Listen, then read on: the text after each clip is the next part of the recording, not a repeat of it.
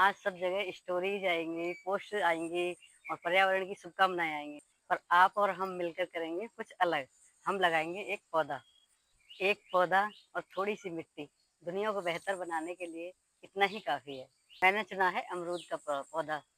मैं चाहती हूँ सिर्फ आज पौधा नहीं लगाए, आप भी लगाएं। तो आइए लगाते हैं। खिड़की के पास लगाओ, गार्डन में लगाओ, गमले में लगाओ, चाहे जमीन में लगाओ, लेकिन एक पौधा आप जरूर लगाओ।